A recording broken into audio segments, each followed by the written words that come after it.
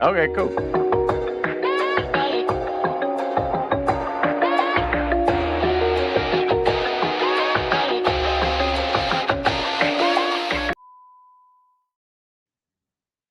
Yes. Al We Jackson.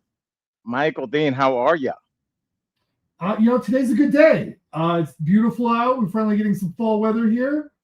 How about you? Yes. We have a very long anticipated guest that will be joining us in about I don't know, 3 minutes. I think you colleagues may know them, she, her. We'll see. But yeah, we got a lot going on. Before she even comes on, Michael Dean, I can't wait. We need to talk about the Jimmy Kimmel. By the way, colleagues, I am in Ann Arbor, Michigan. If you're around, not tonight because it's a private show, which always sounds a lot more erotic than it is. It just means realtors. But I have two shows. Come see me Friday, Saturday. If you're in Michigan, come on out. But Michael Dean, we got to get to some pretty serious news. What's going on with Mr. Jimmy Kimmel? Yeah.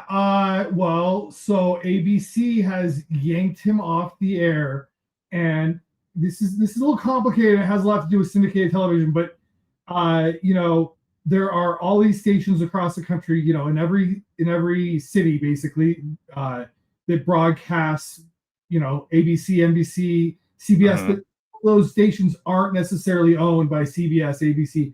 There's these big media conglomerates. We used to work for one, Tegna, but there are these other two that are very large. One is called Nexstar. They are just in the process of trying to acquire Tegna, and then there's also Sinclair.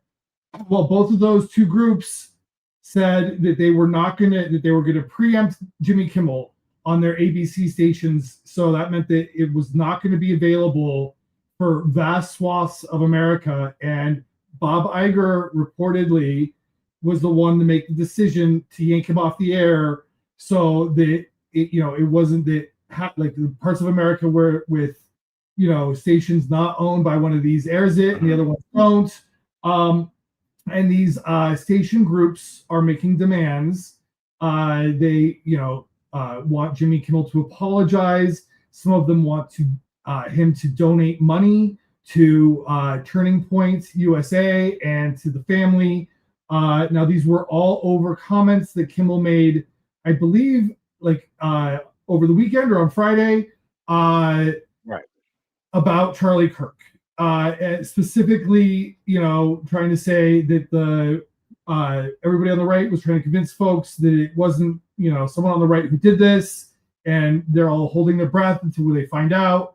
Uh, yeah, quote, Yeah. we some new lows over the weekend with the MAGA gang desperately trying to characterize the kid who murdered Charlie Kirk as anything other than one of them, and doing everything they can to score political points from it. Well, I mean, when I watched on YouTube his comments, I don't know about y'all colleagues. I was watching and I was like, well, where's the rest of the video? Did they scrub that too? Because the comments that I saw were not comments. I don't think anybody could ever see that this is like, oh, this is a fireable offense. Now, on the other hand, Michael Dean, Brian Kilmeade on Fox and Friends said on the air out loud that we need to start thinking about killing with lethal injection people that are unhoused.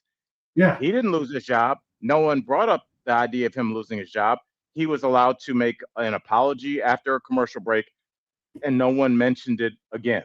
So we're obviously playing with two different decks at this point. We have people that are being fired now, and I mean, let's be honest about what we're seeing, y'all. The sitting president of the United States had an issue with Stephen Colbert. Where is he at? He had an issue with Jimmy Kimmel. Where is he at? We get bogged down with names. Trump is polarizing. Jimmy Kimmel is polarizing. Stephen Colbert is polarizing. Love him, hate him, whatever. But let's take the names out and just look at what we're actually talking about. There was somebody who was paid to give their opinion on television. That's what comedians do. We're not doing TED Talks. This is my opinion. Uh, I think, you know, Disney World sucks. I think Disney World is great. I like Tesla. I hate Tesla. Here's a funny reason why. Here's a funny reason. Those are opinions wrapped with humor. We have somebody.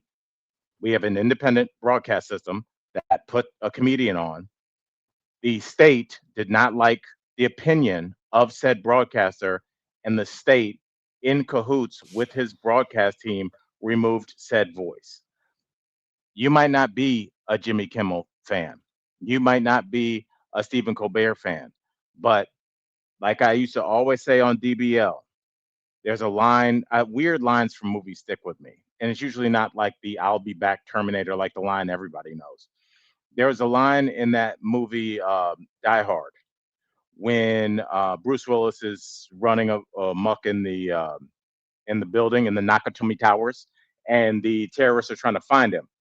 And there's a guy. They've got all the people that work there huddled up. They have them as hostages. And there's a guy like kind of playing like a coked out Wall Street guy. And he said, I can get him on the phone. And he gets on the phone with Bruce Willis and he tries to get him to come submit to the terrorists. Bruce Willis says, I'm not going to do that. And then a gunshot is heard. The terrorists kill the guy, the coked out Wall Street guy, and they take the phone from Bruce Willis. They take the phone out of his hand and say to Bruce Willis, who's on the other line, pretty soon we'll get to somebody you do care about. And that's what I want you to remember with this. You might not watch Kimmel. You might not watch, but you might watch Fallon. You might watch another opinion show. You might watch 60 Minutes. And now, what we also have to worry about is the shows that remain. We now know, Michael Dean, have to play ball. How did Yeah. you get to stay? It's just like, if there's a party, a house party, and the owner comes home and they're like, hey, Jackson, Tori, Michael Dean, you guys get out of here. The rest of you four can stay. We would be outside of that house like, well, what did those four people do to be involved and be considered okay with the person who just kicked us out for no reason? Now, do we have to worry that the news, places that do give some opinion like 60 Minutes, any kind of show is also complicit and corrupted? Right. Because CNN is in there. This is what happens when three old white dudes run everything. Yeah. This is what happens. This is why people want diversity, because pretty soon they're going to go, you know what? I think there's a little too much sex in Euphoria. You know Right. what? I think Family Feud's getting a little too edgy. They're going to start curating the world that you live in, and that is the exact principles in which this country was founded on fighting. Hey, Al, let me ask you. So cancel culture was so unpopular with the folks on the right. They got so upset about people being canceled because of their opinions or the things they said that were offensive. Are they now on canceling cancel culture? Well, it's going to be a slippery slope for them, or a double-edged sword. I don't know which analogy is kind of better, which would be better used, because a lot of people like the Laura Ingrams, the Greg Gutfelds, they traffic in what a lot of us would consider to be hateful speech. But a lot of hate speech, as Tori would always tell us, is speech. And as long as the Supreme Court decided and ruled that unless it is directly inciting violence, I want you, colleagues, to go to Michael Dean's house with pitchforks because he is a man that identifies as a gay man. That's directly inciting violence. But if I say, I don't think they should be in this country, what do y'all think? It sucks. That's not cool, but it's not illegal. Right. And I think that we are really they're going to find themselves on the right in a pretty interesting position. That can they be as edgy as they have been? Now, granted, it seems like they can say whatever they want, but Trump ain't always going to be there. And what would happen then is, if somebody on Fox has another kill all the homeless people, somebody else can now file a lawsuit saying, why was I fired and this person is not? And I think there's going to be a lot of why did I lose my job lawsuits. And, I saw somebody said maybe we should start, just not patronizing the broadcasters on ABC and things like that. Whoever said that is exactly right. We see with Target, you notice they're not publicizing it, but Target is almost gone because Black folks pulled their money back. When you start hitting these corporations in their pocket, they straighten up. But Well, until then, they're just this going to do what they're going to side with the side of power. this is Disney, and I in some ways I kind of feel for some of these businesses because I would be worried if I was a business owner too of doing something that pissed off this administration because Yeah, you better be. come after you. You know what I mean? Like they went after the universities, they went after they just go after whoever they can, and they hold the levers of power. The FTC or FCC can literally say you lose your license and your whole business model is gone. What are you going to do? Yeah, absolutely. And let me just say this last thing about Disney, because that's always been the thing. They own ESPN. Anytime there would be a former athlete that's now a commentator and they got caught drunk at a strip club or cheating on their wife, they could lose their job because of a morality clause. And everybody would be like, hey, it's Disney. It's Disney. Michael Dean, doesn't Disney own ABC and by proxy The Bachelorette? The Bachelorette is an unmarried divorcee, mother of 3 with 2 different baby daddies who identifies as a soft swinger. She's chugging. So you can now, that's fine for Disney. That's fine with me. I don't shame sexually. Right. I have 2 different baby mamas. I don't judge. I'm just saying what's good for the goose. And we're seeing, like I said at the top of this rant, we're playing with 2 different decks. Now, with that said, Michael Dean, what do you say we move on? Well, let's bring in our friend as well. I want you to be on the screen when she comes on. All right. Look, before we do that, I want to get there. We go. Go ahead. All right. Colleagues, y'all been waiting forever. So have I. Tori Showman, everybody. She's here. Hopefully. Hi. Yay! Hi, everybody. Oh, wait. Is my mic? Yes, you're fine. Okay, my mic's being used. Hello, everybody. Going great so far. It's really great to be back. I'm so excited. I missed my colleagues so much. And I just thought Al did an incredible job with all the guests. I was watching his mom. I was like the UFO, the alien woman. I was like, this is crazy good. So I'm glad to be back. Hello, everybody. I missed you guys too. I'm really honored to be missed by you all. I didn't know if you tell us about the trip, girl. Okay, so just so you guys know, I went on a cruise for the first week, like a nice cruise, like a Viking River cruise. Am I okay, Michael Dean? No, I was just gonna say, I'm out of here. I love you guys. I'll be love you, man.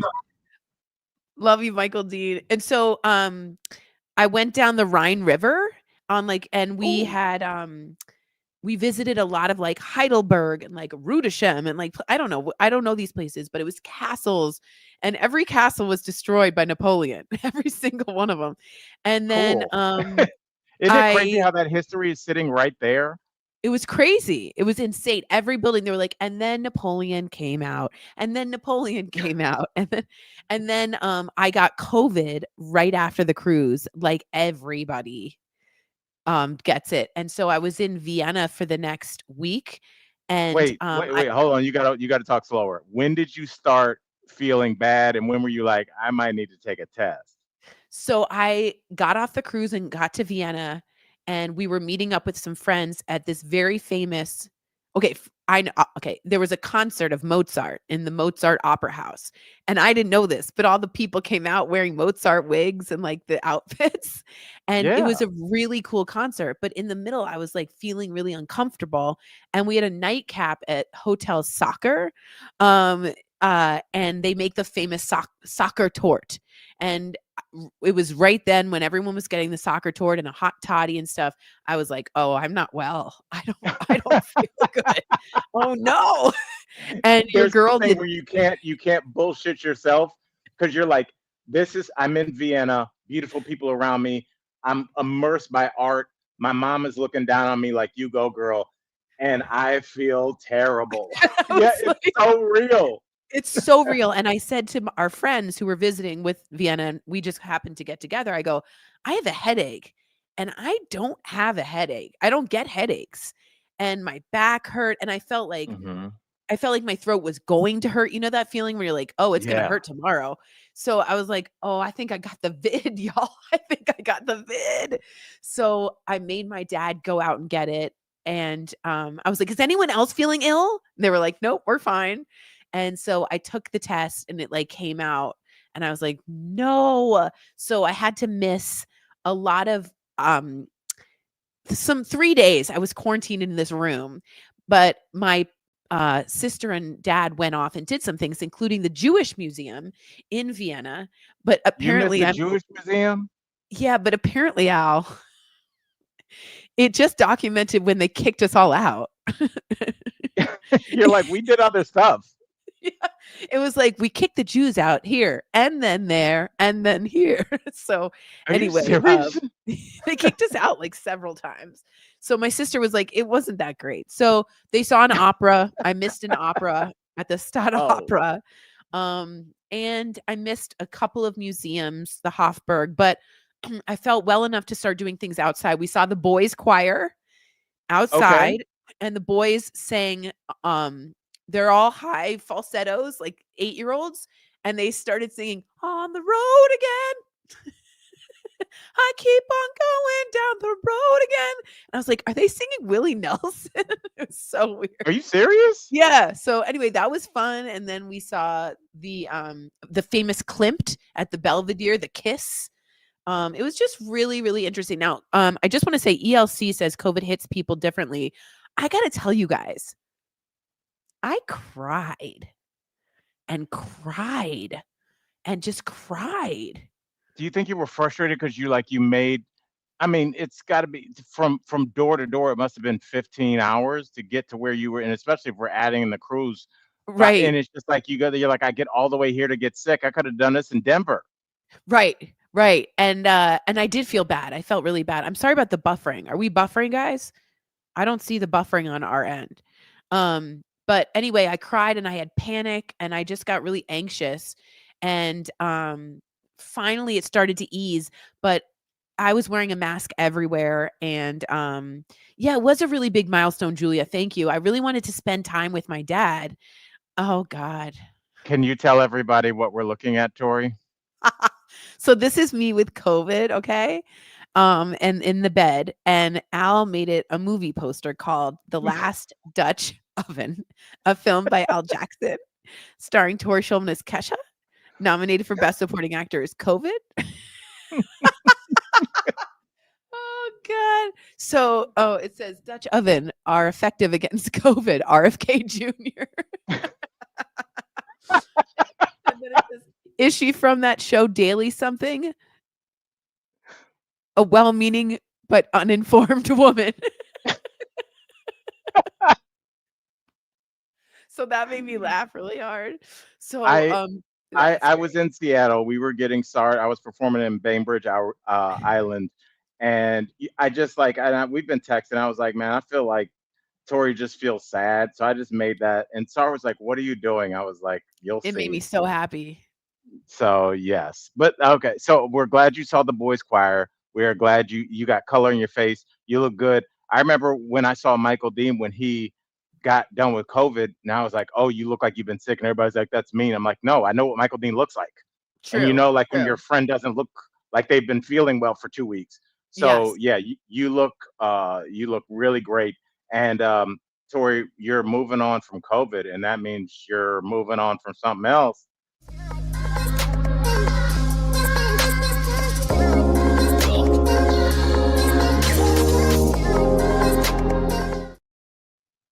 Tori, it's time to keep it moving. That's right, Spider. They have been with us since day one. Make sure, give Spider a call, 303-544-4000. You know the number, 303-544-4000. Now, in honor of Spider and of you returning, Tori, we're not going to have our regular Keep It Moving segment. Oh. This part of the segment was inspired because I'm staying in a hotel and I found in my notes an old link that I had to the hotel that I stayed at the first time I came to Denver. I did not have an apartment yet. Daily Blast Live had not aired its first episode yet. And I went to this extended stay place because I thought it was like not fancy, but just like I might be there for 2 weeks and it's fine, an extended stay Marriott, whatever. And did I ever tell you it was like it was like the hotel that you stay in and then the next week you're living in your car. It was like that. It's right there. But I was tricked by the pictures. And so I went on the reviews because I was like, have other tourists been duped? And they have.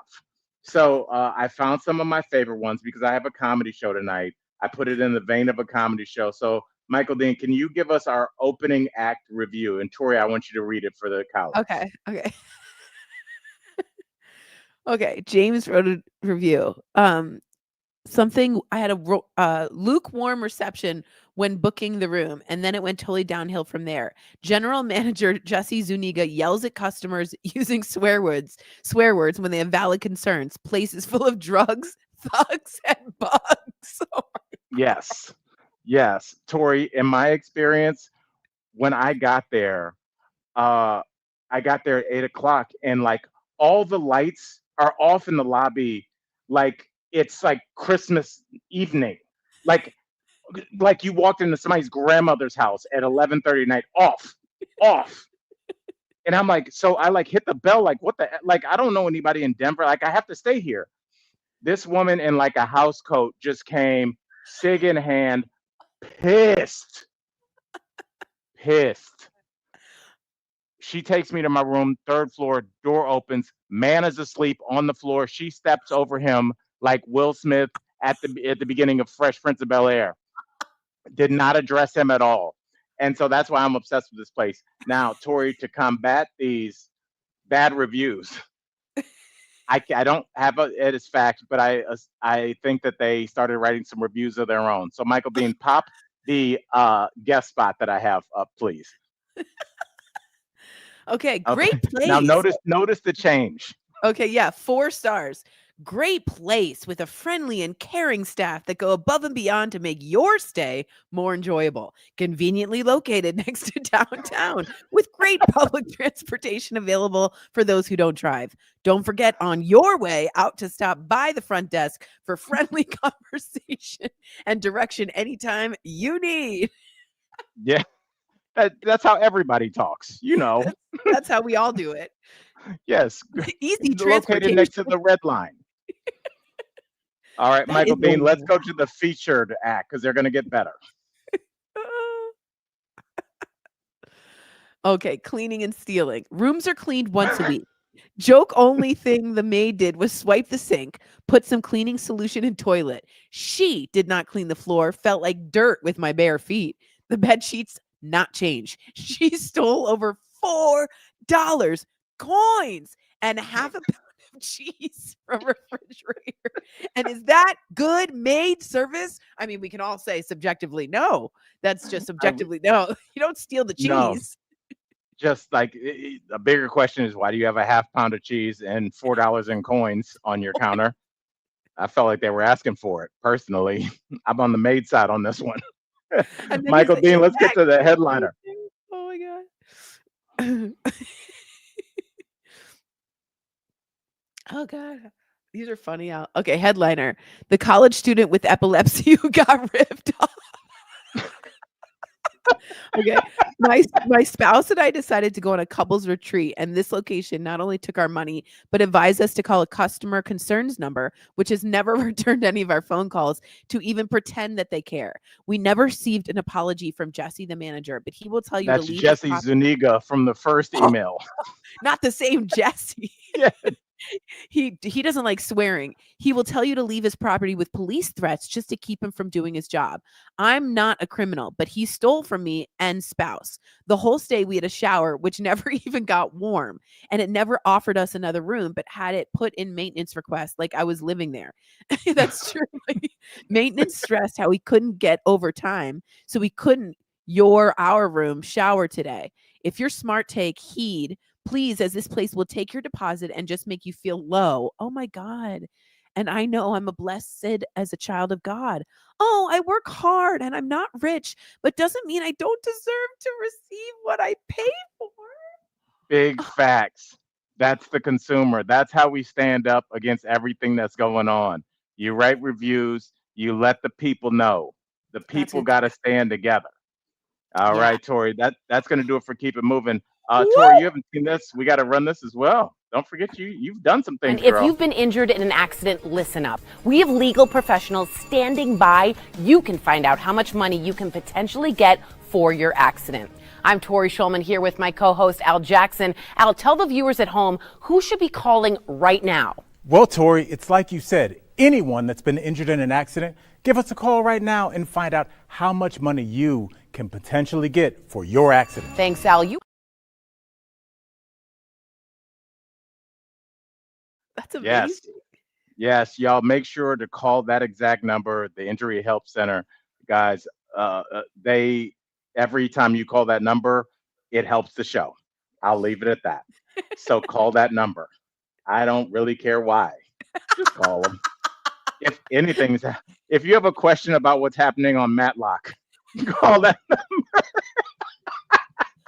If you're Jesse Zuniga, call that Yeah. number. Yeah.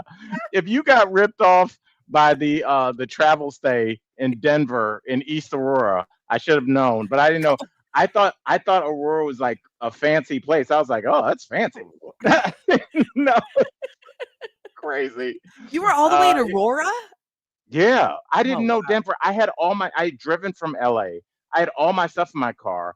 And oh, Lucy said she's seen the commercial in Spanish. First of all, Lucy, we need you to record that. We need that. Say, muy And loco. Tori, do you know who's hating us right now? Because here's a little inside baseball. When we recorded that commercial, remember there was us and then there was the Spanish team. Oh, There they was were like right behind us. there was like a hot Latin MILF that came in, and then there was the good looking older Spanish dude that you could tell used to slay in the 80s. He would just go to Buenos Aires and mop up. And now we're taking your jobs. How's that? So Oh, yes, God. please, colleagues, I cannot stress that enough. Call that number. Call God, that number. Julia says, someone said every call is worth it. Will you have a running tote board? That's a good idea. Yes. I don't know if we should do that, but maybe we could I keep that in the chat on the I like that, Patreon. Julia. Oh, Yes. God. And Yeah. Christina S. said, Al, you thought Aurora was fancy, bless your heart. I thought Aurora sounded like Aurora Borealis. Like, I was like, this is what rich people say. I'm going here. That's what people think of, like Silver Springs, Maryland. They're like, Silver Springs, my God. Yeah. That would be a funny like TikTok to follow, is just like places that sound fancy but Sound are good. not. Yeah. Yeah. That's Oh, God. all right. Let's actually do some news. What do you say, girl? That sounds good. All right.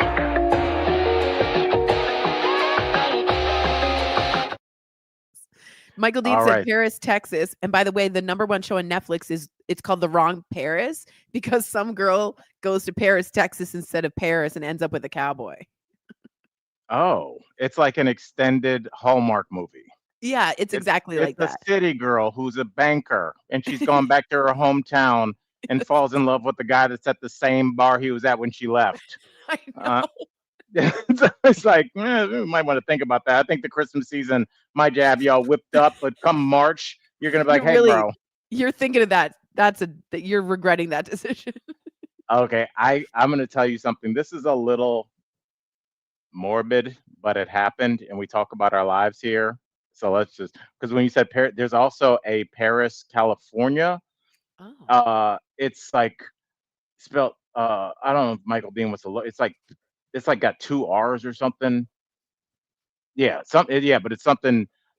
And when I was filming that show for the BBC, Officially Amazing, the Guinness Book of World Records show, we went to meet the woman that had the world's largest collection of high heel shoes.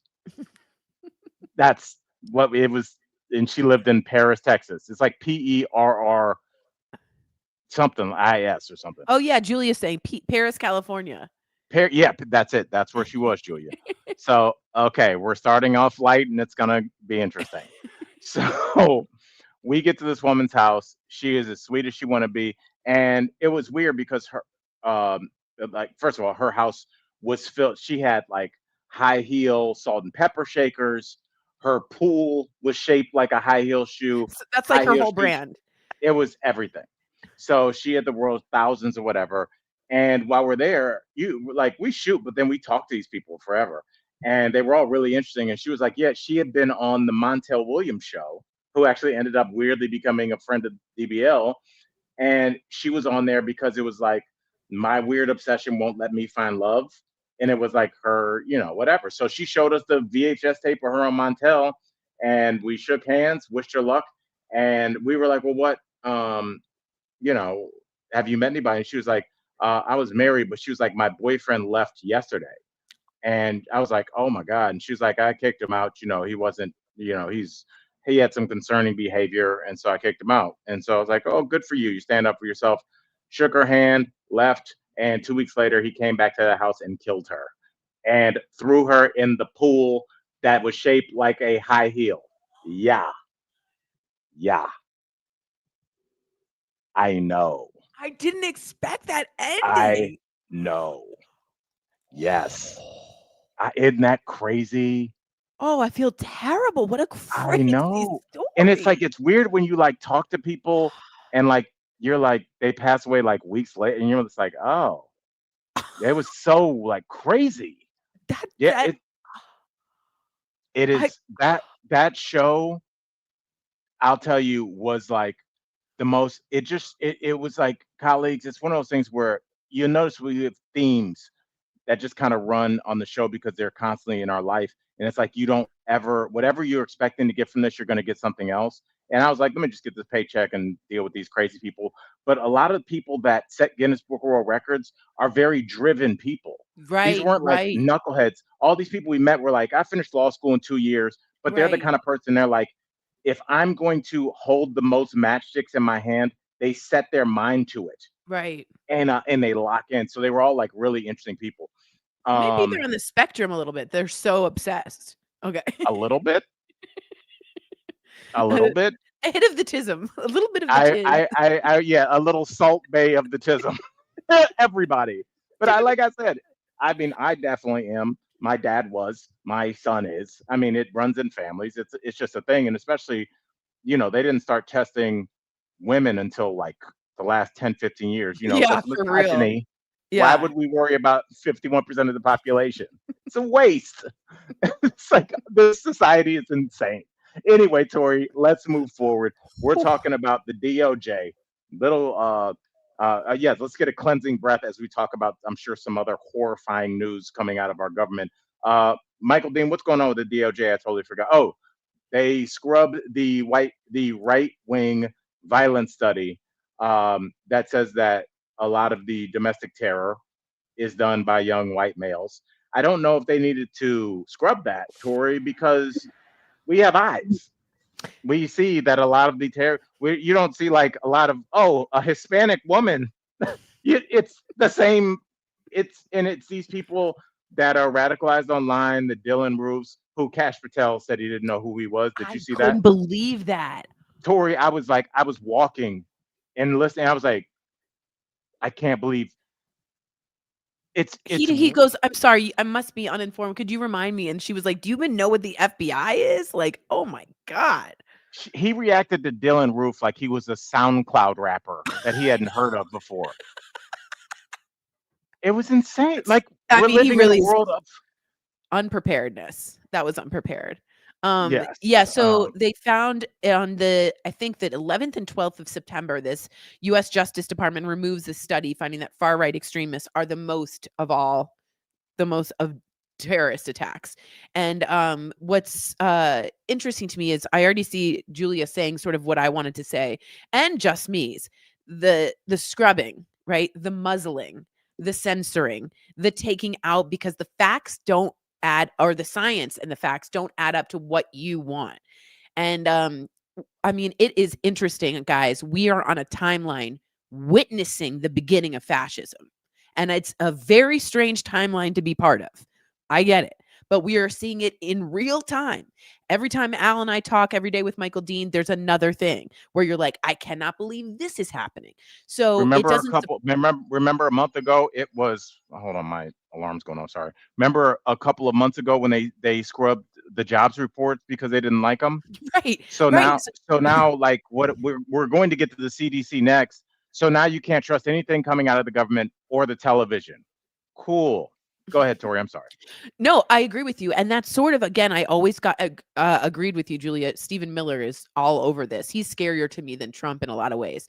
But I just want to say that when we talk about the Machiavellian playbook, and there is a Machiavellian playbook, to scrub and to censor specific things that don't add up to the way you want it to look is right in there.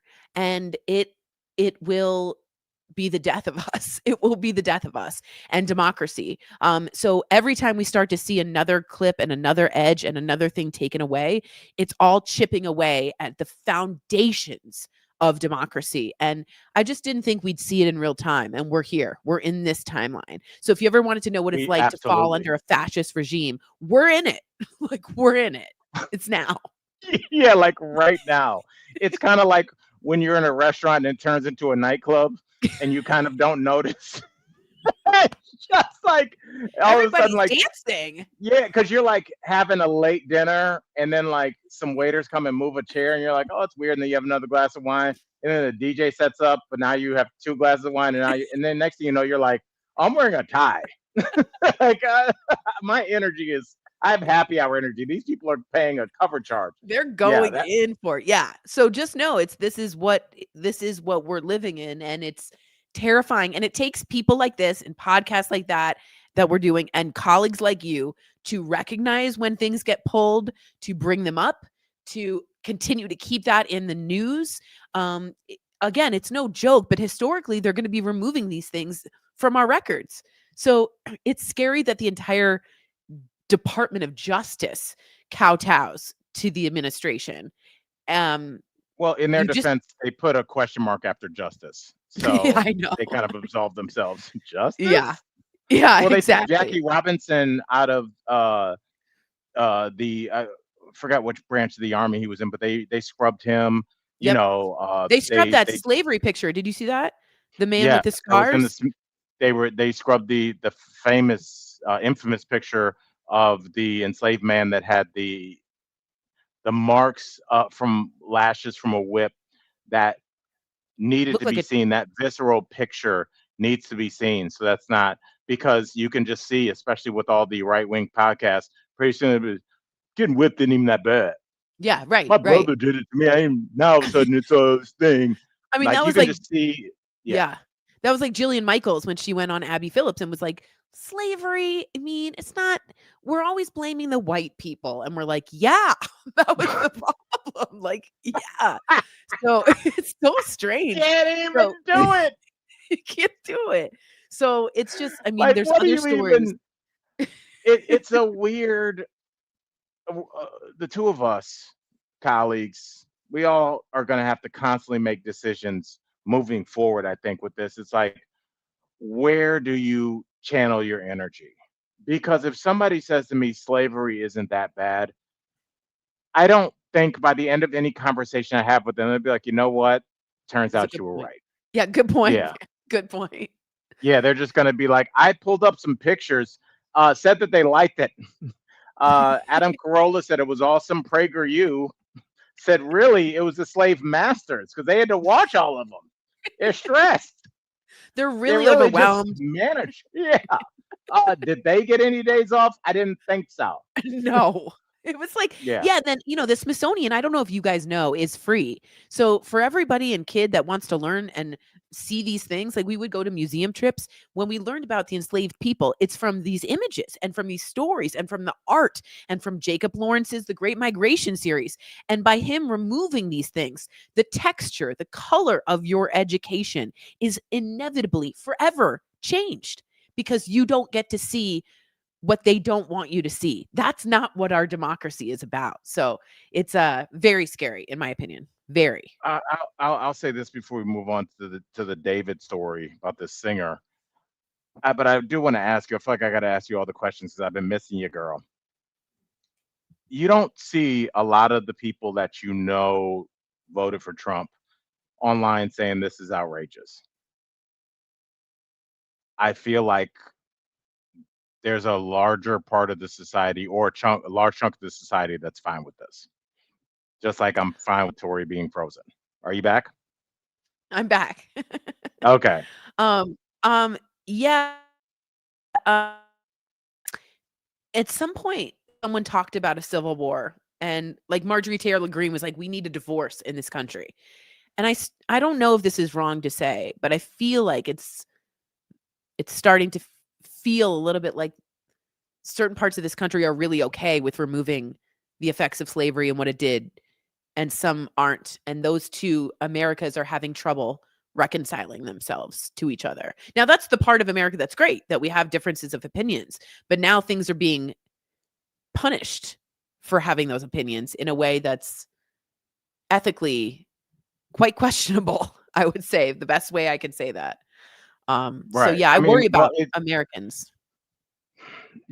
I'll say this. There's a large part of us that I do think want a divorce. I feel like a lot of people feel like they're almost living in this country under occupation. They don't want to go to the grocery store and see people that look differently than them. They don't want to go to the grocery store and see a non-heteronormative couple holding hands shopping for bananas. They don't want to see that. But those people do want um, the labor that comes from the people that come from other countries. They do not want equal rights for Black folks, but they do want to go cheer on the Los Angeles Clippers. They do want to speak with the culture and the dress and the music from other cultures. They want to stop at their favorite, eat at a Mexican place and talk about how the Mexicans are like the cognitive dissonance is so deep Totally. within them that The it's almost hypocrisy. the most selfish thing you can do. It's just like, yeah, Tori can pick me up and take me to work every day, but I don't want to talk to her. Yeah. Like Yeah. it's just like they want all the good, none of the bad, and really the bad is just the other people existing, and that's the Mhm. scary part. I don't think that Yeah. we'll ever. I think it's great for a movie. I did enjoy certain aspects about the movie Civil War in terms of really it was really a war on journalism, and that's what it was an analogy for. But the Civil War was like people in uniforms and lining up, like you wouldn't know who was on whose team. Like you can't. It's not gonna. The states don't look like that. What it is going to be just a more and more polarization and resentment um, from urban and rural communities, cities, and the country. But I'm just gonna say this, Tori. Maybe I'm biased. I don't think people in the city are thinking about people in the country. I think there's a lot of like dislike towards blue cities, but I don't think people in Chicago are sitting around like, you know what? Those people in Mechanicsville, Pennsylvania, they can kiss my ass. I don't think that I think that there is a dislike for a lot of the cities because places like California that has been demonized is the world's fifth largest economy. Mhm. And so this country is in a lot of ways beholden to a place that it hates. New York City Mm. is an economic hub of the world, but yet it is also demonized as being a disgusting rat infested hole, just like DC, which is the I was gonna say heartbeat just of like our my hometown. Yep. right. Yeah. So there's this weird juxtaposition back and forth about like being forced to wait, loving a country, but the parts of it that are most highlighted are the parts of it you hate the most. And so I think you see this Mm. constant back and forth, and that's why there's no mistake that we saw troops in the ground in Los Angeles, troops in the ground in DC, and troops proposed to be on the ground in Chicago. They didn't pick those cities' names out of a hat. So Mhm. let's Mhm. move on. I can't even do a palate cleanser because this has to do with a Tesla and a body. So let's do it.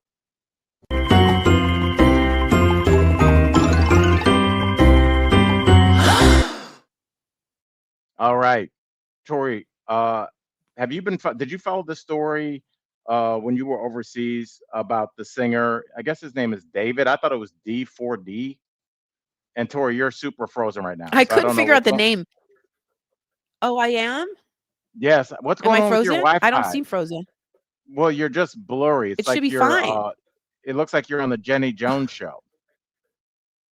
There you go. You're coming in and you're frozen like that, mouth open. Michael Dean, can you take a screenshot? Thank you. Is this All better? right. No, that's way now. Okay. You know what? Why don't you hop off and hop back on? Because I think you need to like restart your computer because you're freezing all the Is time. this better? No, but if you ask again, it will be. I'm being very sarcastic. Tori? All right. Oh, okay. Michael Dean, tell her to pop off and reboot. Do people still do that to their computer? And I'll knock out this this Dave this is that how you say his name, Michael Dean? David? Yeah. Am I Michael, on? Oh, there she is. Tori, you need to restart your computer, girl, Okay. and because it'll restart your Wi-Fi. I think it's working. Okay. I think I'm good now. Okay. Is your phone off? Yeah. Okay. Yeah, I think it's David, but I don't know. So let me find out for you. Okay. Well, but Tori, have you been following the story of this singer David that just a body was found in his Tesla at an impound lot, and he just kept on with his tour until he didn't? Yeah. Have you heard? I'd never heard of the guy D4. Neither had I. Yeah, or Yeah, David, he's but really famous, and that's how we know that we're old. He's like he's like headlining music festivals, famous, and I had never heard him. I'm like this D Ford. I don't know what's going on with this license plate number guy.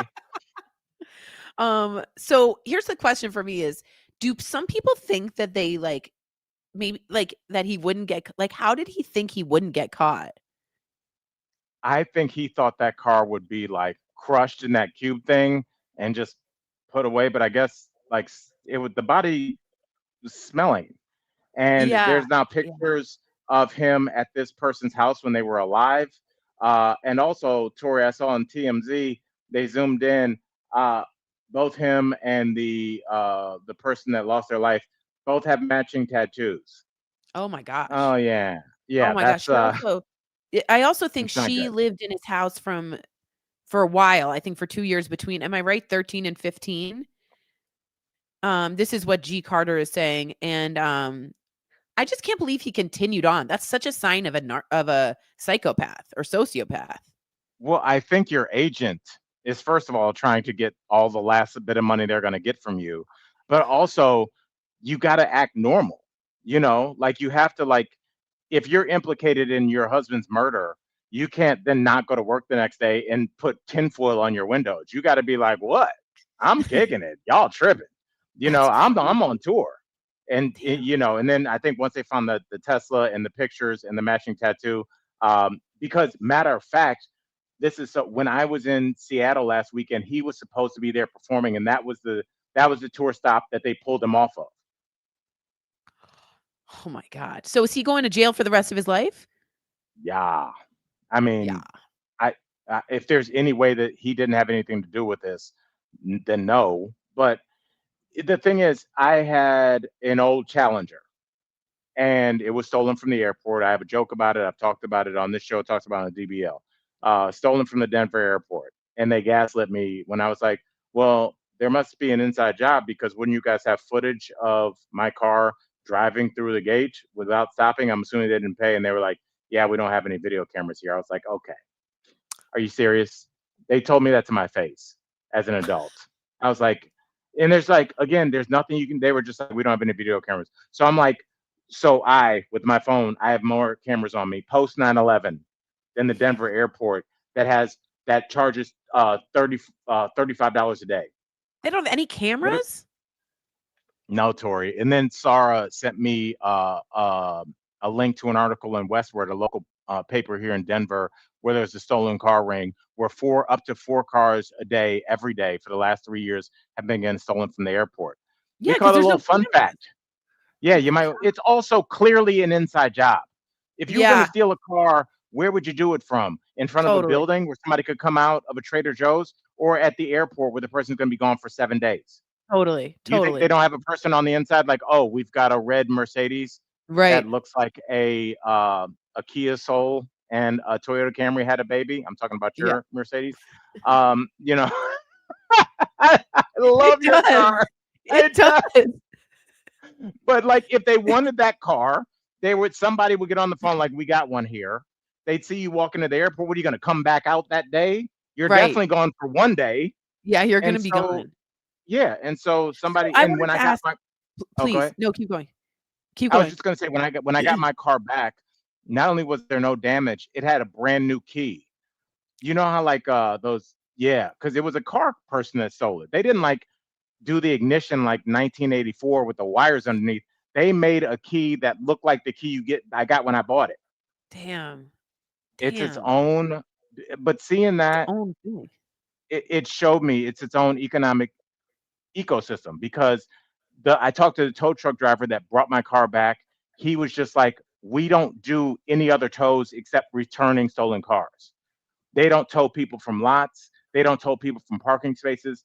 That's who their contract is with. Geico was so like, oh, got to total it. And I was like, why? It's fine. And it's like, oh, well, they smoke meth in here. I'm like, don't they smoke meth in hotel rooms? Yeah, We don't toss those out, that's you know, but true. it's just like, it just seemed shady, but just like everybody was way too comfortable. And everybody's like, relax, this happens. And I was like, what? It was Yeah, like right. very just like, I don't know. So all right, well let's keep going because we want to talk something music related. We're talking Ticketmaster. Tori, do you know anything about the story? Do we need Michael Dean? I want to hear about Ticketmaster. What's going on? Okay, Michael Dean, please come on and tell us. I didn't get to the story. Okay, yeah. So this is the Federal Trade Commission. The FTC is suing them. There are kind of two bits of this. One has to do with all those absorbent fees that they make that they tack on. So they tell you the price of the concert. It's like $130 a ticket, and then you go to purchase them, and all of a sudden you're paying $208 because of all of these fees. So that's one part of the lawsuit that they say is illegal, and because it's, I mean, yeah, it's crazy. Mandatory fees, and then the second part is that there was this law passed. It was called the BOTS Act, the Better Online Ticket Sales Act, which basically forbid companies from allowing bots to purchase large amounts of tickets. So there's only there's a cap in the number of tickets that a company can sell to one person or to one, bot. And they're saying that it has allowed bots to continue purchasing way too many tickets, which of course drives the secondary market and drives up the prices of going to these concerts. Now, oh, sorry, go ahead. This is kind of crazy. I want to make sure I got this right. This allows the BOTS Act allows for fines of $53,000 per violation, which means $53,000 violation for every ticket sold with those exorbitant fees, which means that Ticketmaster could be on the hook for like hundreds of billions of dollars. God, what's so interesting, Michael Dean, is Ariana Grande. Are you Ariana Grande is just having this with her. Am I okay? You're not great, Yeah. but keep going. Am I okay? You're good. Okay. Yeah. She just apologized to her fans because they can't get tickets because it was all bought up by like bots and she can't get it. So this is currently happening right now. It's everywhere. And just like I remember when I was in college, I know it seems like it was a long time ago. But like we would go to like 2 concerts a weekend. We would just be like, because we lived in Rhode Island. So if there's a concert, at UMass Amherst, we go up there, we come back. If there's a concert at Tufts, we go there for a day concert, get day drunk after getting night drunk. And like we were never like, can we afford to pay for these concerts? Yes, Tori had to reboot. I don't know what's going on with her. But yeah, Michael Dean, do you know how we avoid all of this stuff with the FTC and Ticketmaster is we allow for open competition. Right. This is what happens when one effing company has access to, Tori, there you go, girl. Alex, not just that. Like the other thing that goes on is that certain venues, like especially the larger venues, require you to use like Live Nation or Ticketmaster. So right, you like as a performer, you want to be good to your fans. You don't want to use these things, but if you want to perform at Ball Arena or at Mile High Stadium or Power Field or whatever it's called, you have to use these services. And then I'll have to check this, but Brandon was saying that a bunch of those secondary marketplaces that you get them, StubHub, all these other ones, are owned by Ticketmaster or Live Nation. Yeah, there's a monopoly on Ticketmaster for sure. They're Yeah. making money on both ends of this. Yeah, Live Nation and Ticketmaster merged, and so they own not only the tickets and that racket, but the whole stadium that they're going into. So it's like there needs to be maybe a question of anti-Sherman Trust Act of this could be a bit too big because you can't use any other group. It has to be Ticketmaster. That seems Right. like the failure of competition there. It's the way the mafia works. Yeah, Because exactly. Yes. if I have a mob run bar and across the street from us is Tori's place, and you have an all inclusive bar and you show women's soccer and everybody and has a good time in there. Me at the mafia, I'll be like, "Hey, Tori, you need to move. You're cutting into our business." And you Right. say, "Fine, we'll move downtown." And I'm like, "No, no, you're not. And if you try to move downtown, we don't let you do that." And what I mean by that is if you're an artist that says, "Hey, Ticketmaster, I'm not going to use you in Houston because you're ripping my fans off." Ticketmaster is like, "Cool. We see you got a gig in San Antonio. You're not using us there either. We see you got a gig in Miami. Cancel that." Well, how Yeah, many venues can hold a big artist? How exactly. many venues in your town, in your city, in your populace can hold more than 18,000 people, 25,000 people? And if Ticketmaster can shut you out of all of those venues, Yeah. well, Yeah. now you got to come back hat in hand. Like, I'm sorry, sir. Yeah, right. Charge my 18-year-old fans a $91 service fee. And what the hell is that? For no reason.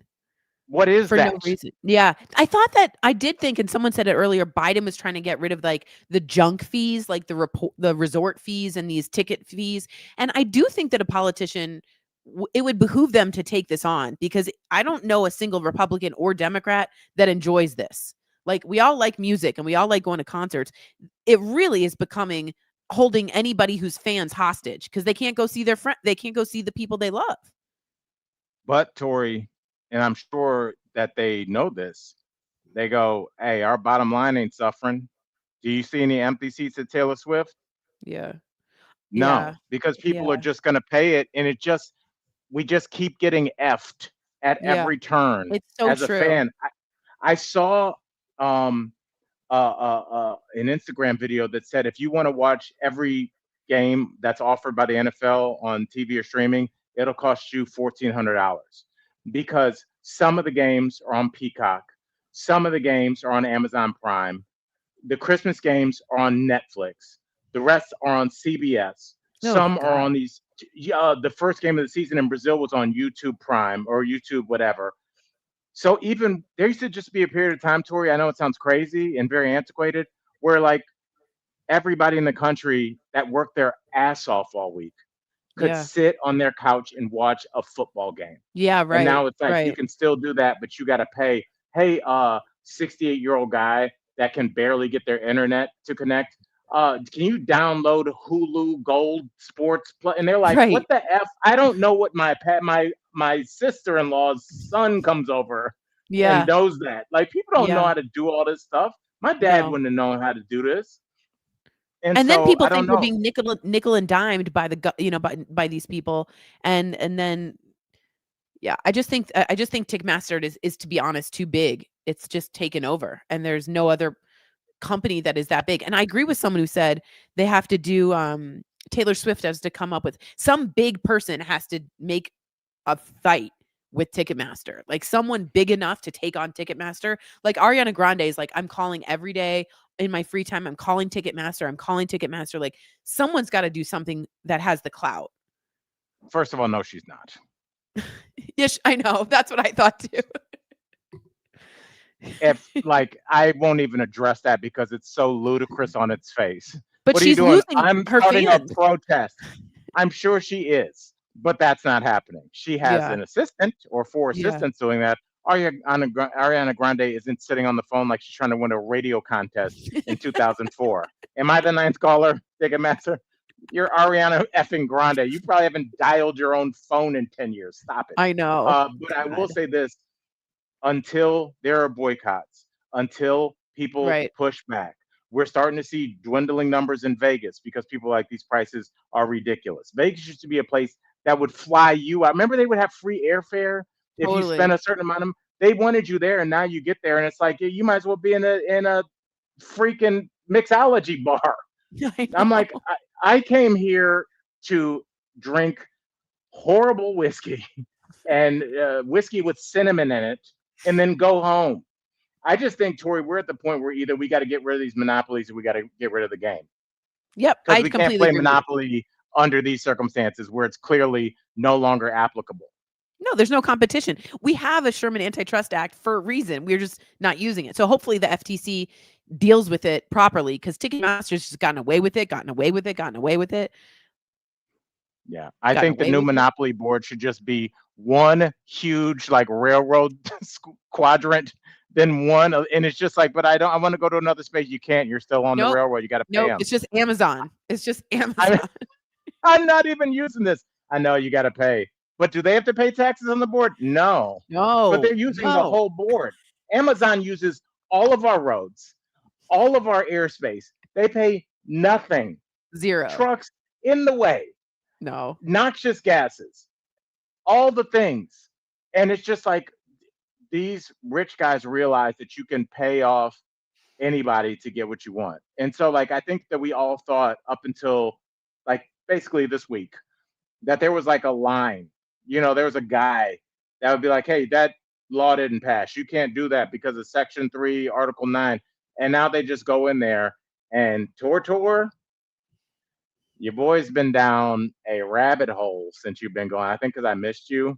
And when SAR's at work, I go down these weird rabbit holes, and I listen to this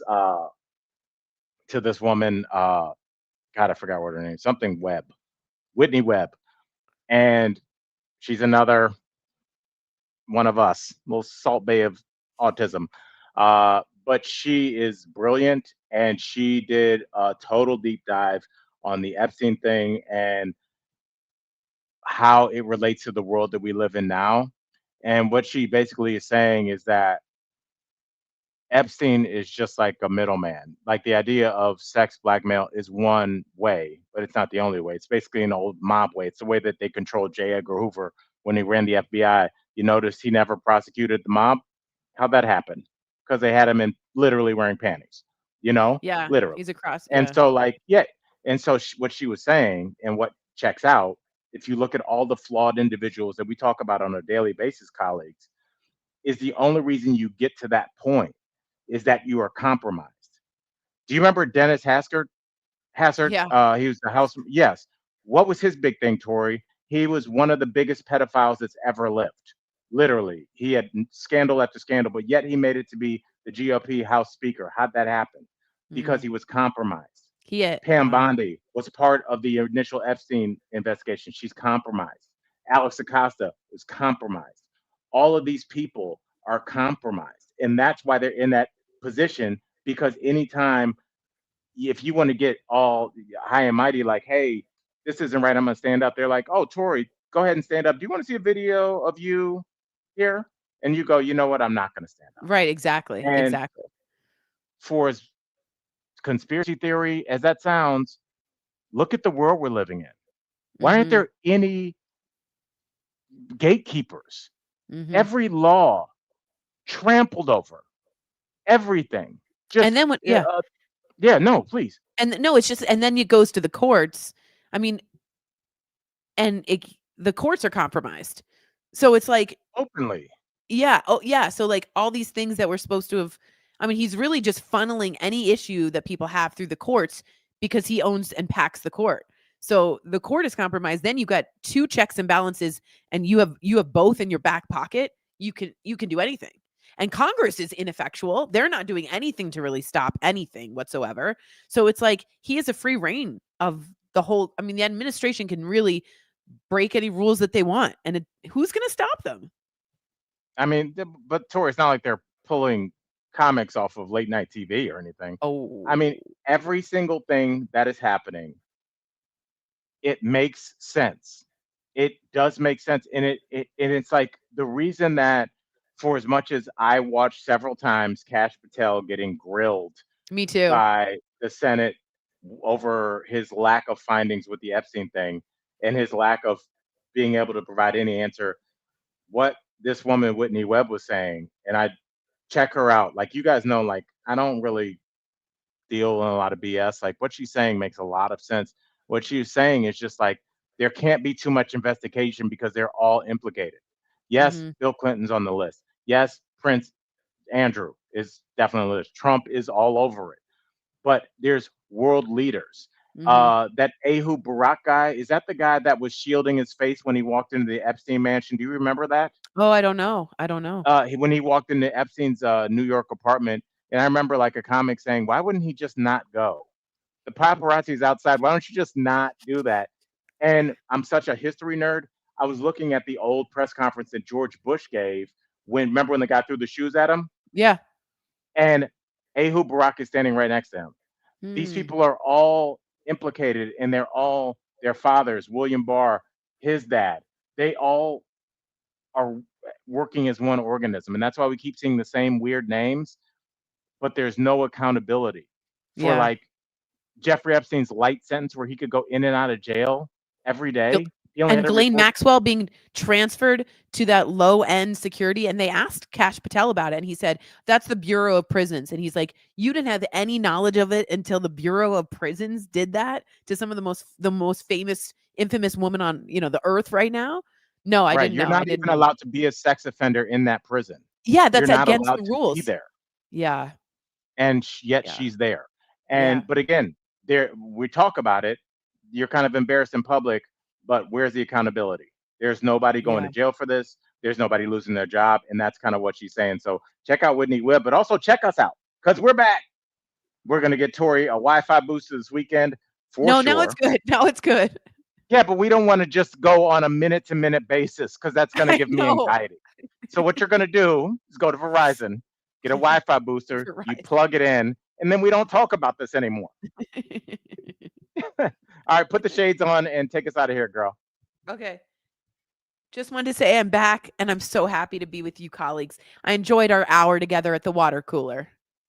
Okay, you look like a drunk mom in Key West that's about to hit on our daughter's boyfriend when she goes to the bathroom. You like her? Brandon, come here. No, She gets come it from me. here. Hang out with I love you. sit on my lap. Sit on my lap, Brandon.